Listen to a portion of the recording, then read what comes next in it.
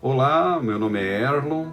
Nós estamos aqui em nosso primeiro encontro de uma série de estudos do livro Homem do Reino, de Tony Evans. Nós pretendemos, com esses encontros semanais, poder nos aprofundar um pouco mais sobre este livro, sobre esse maravilhoso livro, e mais que estudarmos o livro, vivermos os valores do reino para nós homens, né?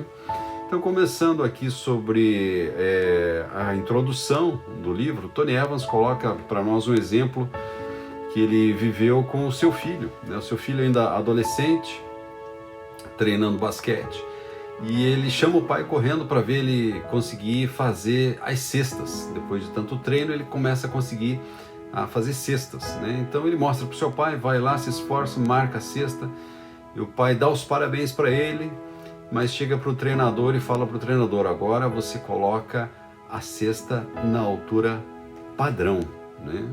E diz para o filho tentar novamente, e ele não consegue, né? Porque a cesta já estava muito alta para a altura dele na época, que ele tinha um torno de 1,60 m, né? Então, com o tempo passando, ele foi crescendo um pouco mais, e aí sim ele conseguiu fazer cesta novamente, mas o padrão precisou chegar aonde deveria estar, né? Ele deveria se esforçar para chegar nesse padrão correto. O que o autor quer nos passar com isso?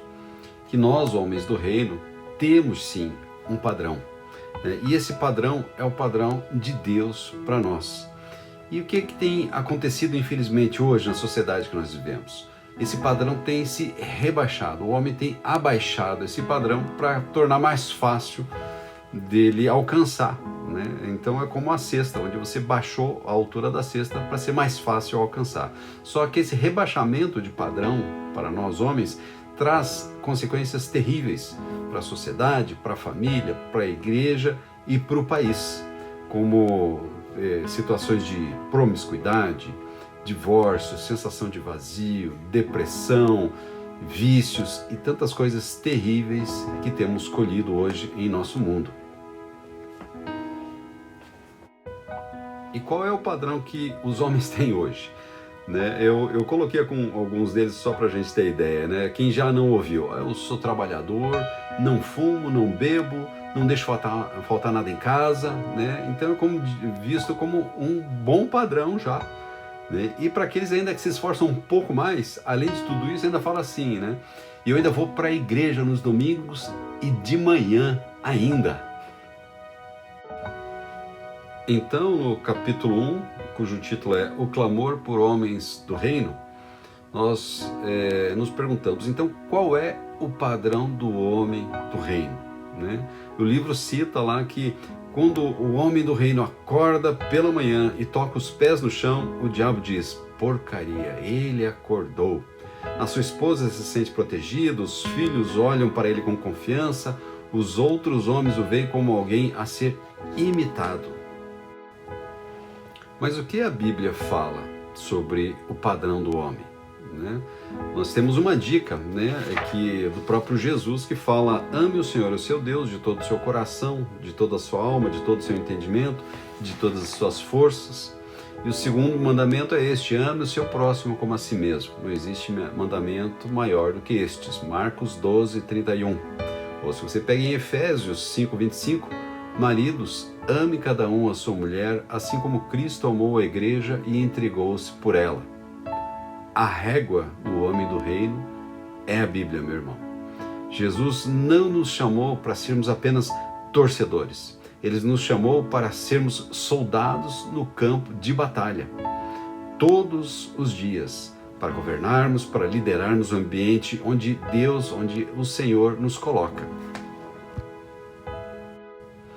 Nós não fomos chamados para influenciar somente em nosso círculo de amizade. Nós fomos chamados, irmãos, para transformar o mundo e deixarmos o legado de Cristo, influenciar gerações após geração.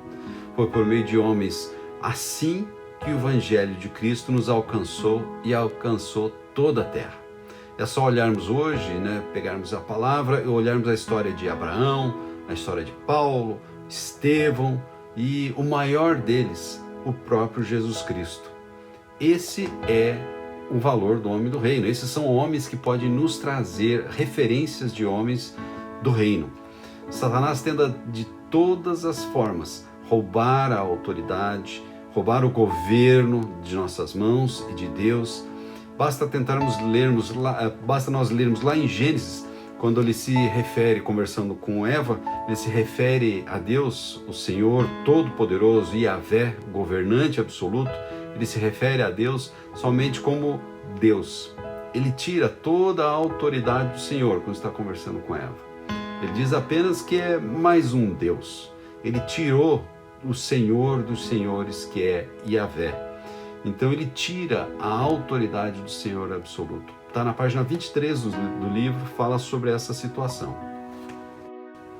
Nesse capítulo, o autor cita duas citações que ocorreram lá em Nova York sobre o mesmo local, né, o Rio Hudson. Então ele cita sobre o milagre do Rio Hudson e ele cita sobre a tragédia no Rio Hudson. No milagre do Rio Hudson é o caso daquele piloto que consegue aterrissar o avião com falha nos dois motores. Ele aterriza o avião sobre o Rio Hudson e salva 155 pessoas. Esse homem tinha um conhecimento, uma bagagem, um conhecimento muito forte, muito grande sobre aeronaves, sobre como proceder em situações adversas, até que chegou o dia que chegou a vez dele mostrar que todo o conhecimento teórico no prático, né? Então ele conseguiu aterrissar esse avião e salvou 155 vidas, 155 pessoas. E outro, ele cita a mulher que se suicidou e trouxe consigo, né, agarrada a ela, os seus 3 filhos. Um deles consegue fugir de dentro do carro e contou depois para a polícia o que houve. Essa situação dessa mulher foi pelo desamparo de um homem, né, que não tinha responsabilidade nenhuma com seus filhos, não tinha responsabilidade nenhuma com a sua mulher.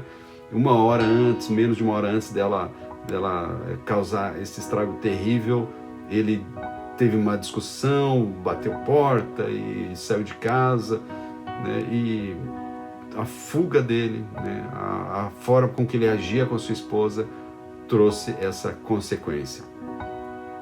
Que tipo de homem é você, meu irmão? Você é aquele homem que assume as suas responsabilidades, a responsabilidade por sua esposa, pelos seus filhos, pela sua família? Ou você é daquele homem que, diante de uma situação difícil, se esquiva, foge ou transfere a responsabilidade para outra pessoa, para sua mulher? Eu vou ser sincero com vocês, eu já conheci esses dois tipos de homens. Eu já conheci aquele homem que errou, mas que ele assumiu o seu erro, assumiu as consequências do seu erro e recuperou, né? Ele fez de tudo para recuperar toda essa situação, simplesmente porque ele assumiu o seu erro, a sua falha e buscou o conserto. E eu já conheci homens também que botaram a culpa na esposa, botaram a culpa na situação, no ambiente, na economia e fugiram das suas responsabilidades. Homens que declaram sonhos, essa é uma história que você deve conhecer, né? Declaram para a namorada sonhos imundos para ela, de repente acaba engravidando a namorada e foge depois dessa situação, não assume o seu erro, não assume as consequências disso. Enfim, existem histórias e mais histórias que você deve conhecer muito bem. E aí eu te pergunto, que tipo de homem é você? E você vai continuar assim? Vamos entrar agora no capítulo 2, o conceito do homem do reino. Muitos homens, eles exigem e querem que a mulher seja uma mulher aos padrões da Bíblia. Mas eles mesmos não têm o padrão de Cristo dentro da sua casa, dentro da sua família. Sabia que mais de 70% dos presidiários vêm de uma família sem pai, de um lar sem pai? Quase todas as patologias estão ligadas a lares sem pai, ou abusivos, ou pais negligentes. O impacto que um homem tem sobre a sua família é extremamente forte, tanto positivamente como negativamente. O homem é a porta da maldição ou da bênção para a sua família. O homem é o responsável pela sua família.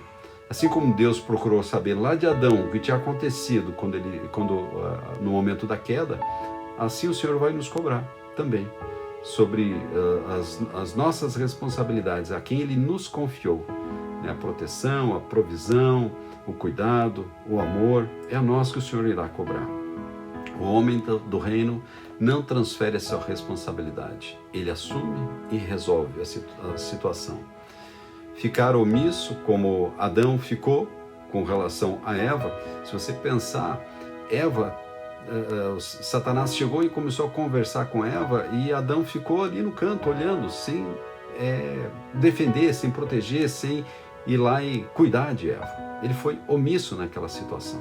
Nós não podemos e não vamos ficar assim, em nome de Jesus. Amém, meu irmão? O mundo tem, se você perceber nos últimos 20, 30 anos talvez, que o mundo tem desmasculinizado o homem de uma tal forma que quase é pecado o homem agir como um homem. Incrível isso, né? Eu acho que no ano de 2022 foi lançado o filme, a continuação do filme Top Gun, né, o Maverick, Top Gun 2. E esse filme recebeu altas críticas por excesso de masculinidade tóxica. Por quê? Simplesmente porque o Maverick, que é o ator principal, era um homem que assumia sua responsabilidade, um homem que tinha o governo, a autoridade sobre a equipe dele, dominava muito bem, tinha conhecimentos que ele poderia passar para a equipe e era o comandante da sua equipe e agia como tal. Ele recebeu essas críticas. O homem precisa voltar a ser o grande desbravador. Ele precisa subir as montanhas só pelo prazer de vencer. Que faz os reparos em casa em vez de chamar o marido de aluguel. Que bate no peito e mostra a Satanás que dentro do seu território ele não tem vez, pois a luta pela sua família em uma guerra espiritual é tão real como a Segunda Guerra Mundial. Homem que diz não ao pecado, pois fez uma aliança com Deus e honra a sua família, honra ao Senhor e que não foge daquilo que lhe cabe. Sua esposa pode confiar em você? Os seus filhos podem confiar em você? Deus pode confiar em você? Ser um homem do reino significa cumprir o motivo designado por Deus para glorificá-lo por meio do avanço do seu reino. Homem, você precisa estar alinhado com Deus para tomar decisões profissionais, decisões pessoais, em harmonia com a Bíblia. Isso quer dizer que você precisa buscar de forma intencional e regular a comunhão com Deus para todos os passos da sua vida. Deus pode contar contigo? Entrando agora no capítulo 3, o chamado do homem para a grandeza. Toda manhã, nosso papel toda manhã nós saímos de casa para matar o dragão, tomar o castelo e resgatar a donzela em perigo. Isso é o que nós mais ansiamos. Nós precisamos ser esse homem que vai à batalha, custe o que custar, vai sim matar os leões da vida, talvez, né? Nós temos aquela expressão, né? Eu matei 3 leões, preciso matar 2 leões por dia, 3 leões por dia para vencer a vida, né? E é isso mesmo, nós precisamos matar os leões do nosso caminho, tomar o castelo e resgatar a nossa donzela em perigo. Deus também anseia que você seja grande, meu irmão. Nós temos em nosso coração, plantado em nosso coração pelo próprio Deus, o anseio por sermos grandes. E esse é o nosso destino. Não aceite nada menor do que ser um grande homem. É só nós analisarmos a história de alguns heróis da fé. Vamos ver lá Moisés, vamos ver Abraão, Davi, Paulo, o próprio Jesus. Isso se estende também a nós. Nós podemos ser tão grandes ou maiores que esses grandes homens. Nossa, Sérgio, mas você está falando que nós podemos ser maiores que Jesus? Meu irmão, não sou eu que estou dizendo, mas está em João 14:12. Digo a verdade, aquele que crê em mim fará também as obras que tenho realizado, fará coisas ainda maiores do que estas, porque eu estou indo para o Pai. Não que nós seremos mais que Jesus Cristo, mas nós faremos obras grandes ou até maiores que o próprio Jesus Cristo. E é Ele mesmo que nos coloca esse desafio, fazermos coisas ainda maiores. Mas para nós alcançarmos esse nível de grandeza, vou colocar assim, nós precisamos ser homens do reino. Você vai resistir ao chamado de Jesus para a sua vida? Ou você prefere viver de uma forma menor do que o chamado que o Senhor colocou para você? Mas nossa grandeza não é para nós mesmos. Eis a grande diferença do homem do reino.